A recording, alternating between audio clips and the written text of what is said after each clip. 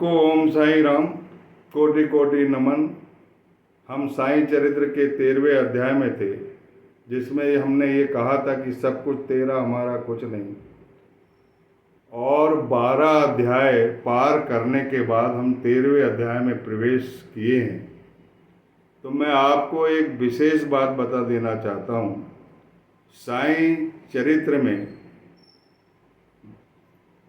एक बहुत ही महत्वपूर्ण बात है कि साईंनाथ महाराज ने 12 वर्ष को या 12 अंक को बहुत महत्व दिया है।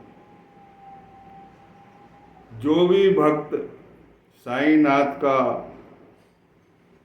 पूजन अर्चन करते हैं, उनके नाम का स्मरण करते हैं, साईंनाथ को जिन्होंने आत्मसात किया है और जो उनके चरणों की वंदना करते हैं और अपना जीवन उन पर सौंप दिए, 12 वर्ष में एक बार वो जरूर अनुग्रह कराते। 12 वर्ष उन्होंने नीम के पेड़ के नीचे तप किया था। 13वें वर्ष में वो बाहर आए थे। उस समय उनकी उम्र जो है 17 से 20 वर्ष की लग रही थी और इसलिए 12 साल का बहुत महत्व है। हाजी सिद्दीक फाल्के को भी बोले थे कि 12वीं कुएं के सबसे निचली पगडंडी पे मुझे मिलना, माने 11 पगडंडी पार करने के बाद 12वीं पगडंडी में, और वो सहमत भी हो गया था। तो हमने 12 अध्याय पढ़ चुके हैं। तो हर 12 अध्याय के बाद एक जो 13वां अध्याय आएगा वो बहुत ही महत्वपूर्ण रहेगा। उसमें अनुग्रह आप पर अवश्य होगा, इसलिए कथाओं को ध्यानपूर्वक सुनें। ये 13वें अध्याय के बाद 14 को फिर एक कहो तो जो 26वां अध्याय आएगा वो फिर 12 के बाद आएगा, यानी 24 अध्याय हो चुकेंगे आपके। हर 12 अध्याय के बाद जो भी अध्याय आएगा वो बड़ा महत्वपूर्ण रहेगा, उसको बहुत आत्मसात करना। वैसे तो साईं चरित्र आपको पूरा पढ़ना चाहिए और धीरे धीरे नियमित पढ़ना चाहिए। हम अब ऐसे भक्त पर आते हैं जो 14 वर्ष के उदर रोग से पीड़ित थे। हरदा के दत्तोपंत, हरदा जो है मध्य प्रदेश में है, और 14 वर्ष तक उन्हें उदर पीड़ा होती रही, बहुत तकलीफ होती रही। अनेक प्रकार का इलाज कराए, चिकित्सा कराए, काढ़े पिए, लेकिन उन्हें कोई आराम नहीं मिलता। लेकिन दत्तोपंत अगर लिखा है नाम, तो हो सकता है वो दत्त परंपरा के होंगे और भगवान दत्त की कृपा से ही उन्होंने 14 वर्ष का जो उदर का दर्द है वो झेल लिया।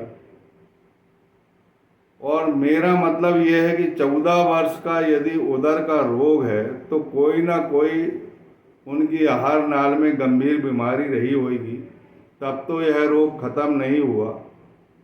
अल्सर रहा होगा या आंत की कोई बड़ी बीमारी रही होगी, अपेंडिक्स रहा होगा। कई प्रकार के रोग होते हैं जो बहुत पीड़ा पहुंचाते हैं।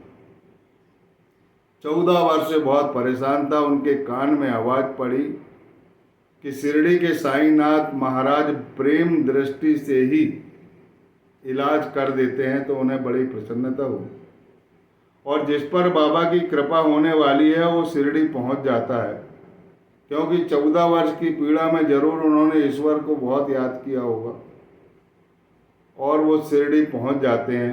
बाबा की कृपा हो जाती है और जैसे ही बाबा के सामने जाते तो बाबा उनको प्रेम दृष्टि से निहारते हैं, और जैसे ही प्रेम दृष्टि से वो निहारते तो उनका दर्द जो है कम होता जाता है। उसके बाद अपने दोनों हाथ उनके सर पर रखते हैं और ऊदी प्रदान करते हैं। इतनी प्रक्रिया के बाद ही उनका जो रोग है वो पूर्णतः दूर हो जाता है। इसके बाद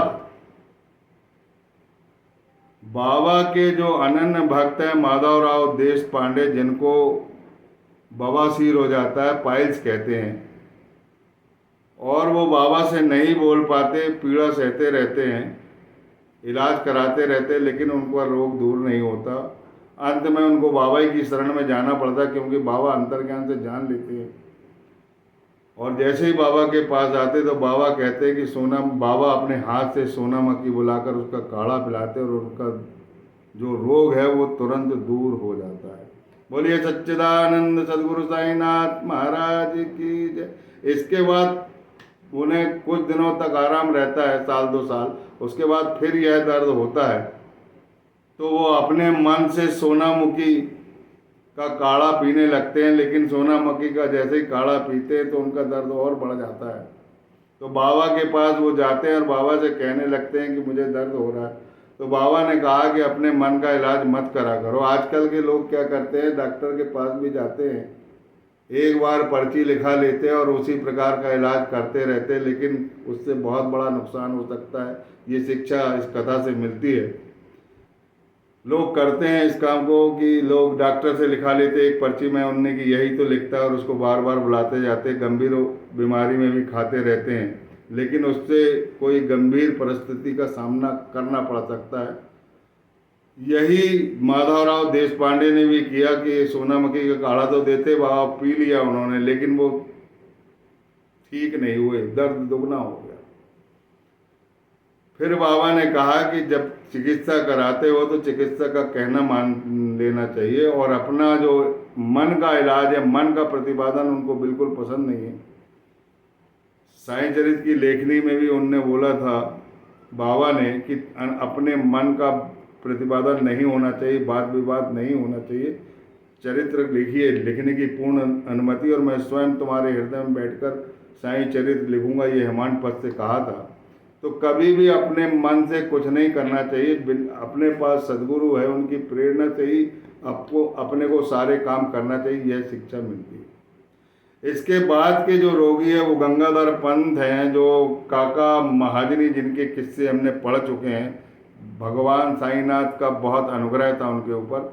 उनको भी उदर रोग से बहुत दिनों से पीड़ा हो रही थी, बहुत इलाज कराया, कुछ नहीं हुआ। बाबा के सामने लाए उनको, और बाबा के पास बाबा ने उनके पेट को स्पर्श किया, और जैसे ही स्पर्श होता है तो तुरंत उनका रोग दूर हो जाता है, पेट का दर्द समाप्त हो जाता है। फिर इसके बाद उनको बोल देते हैं वो कि अल्लाह ठीक करेगा। तो अल्लाह जो शब्द है वो एक बहुत बड़ा विशेष शब्द है, बहुत अंदर की आवाज़ है। वो परमात्मा से पुकार लगाते हैं कि वो सर्वशक्तिमान है, सबको ठीक करता है। और बाबा के जो शब्द है वो मंत्र के समान है, गूढ़ रहस्य वाले, अर्थपूर्ण रहस्य वाले हैं, और वो उसका रिजल्ट तुरंत मिलता है। परंतु जैसे ही उनने हाथ रखे थे तभी उनका दर्द जाता रहा। इसके बाद उनके एक विशेष भक्त नाना साहब चांदौर का पेट के दर्द से मछली की तरह तड़प रहे थे, क्योंकि वो डिप्टी कलेक्टर थे, और डिप्टी कलेक्टर होने के कारण पहले वो चिकित्सा ही कराते थे। लेकिन मालूम है कि सबके चिकित्सक साईनाथ महाराज है, चिकित्सकों के चिकित्सक भी हैं। तो जब उनके पास गए तब ही वो ठीक हुआ, और उन्होंने बर्फी में घी और बर्फी खिलाया, और उनका रोग हमेशा हमेशा के लिए दूर हो गया। रोगी को वो जो कुछ भी देते थे, डॉक्टर की दृष्टि में भले ही रोग बढ़ाने वाली चीज़ें रहती थी, लेकिन उनसे रोग समाप्त हो जाते थे। बोलिए सच्चिदानंद सदगुरु साईनाथ महाराज की जय। धन्य है साईनाथ महाराज की करुणा, और धन्य है साईनाथ महाराज की दया, जो अपरंपार है, उनकी लीला अगाध है। वो शरीर के भी चिकित्सक थे, हृदय को पवित्र करने वाले भी थे, और उनके दोस्तों तक, उनके सेठों तक, उनकी जो उनके भक्त के से जुड़े हुए लोग रहते थे उनकी तक मदद करते थे, घर का पूरा संचालन करते थे। अब हमारी ये 13वां अध्याय समाप्त होता है, हम 14वें अध्याय में प्रवेश करेंगे, जिसमें नांदेड़ के रतन जी बाड़िया सापुर जी की कथा पढ़ेंगे, दक्षिणा मीमांसा पढ़ेंगे, और दक्षिणा के संबंध में और भी जो कथाएं हैं उनके संबंध में जानकारी लेंगे। तब तक के लिए सबको ओम साई राम। श्री सच्चिदानंद सद्गुरु साईनाथ महाराज की जय।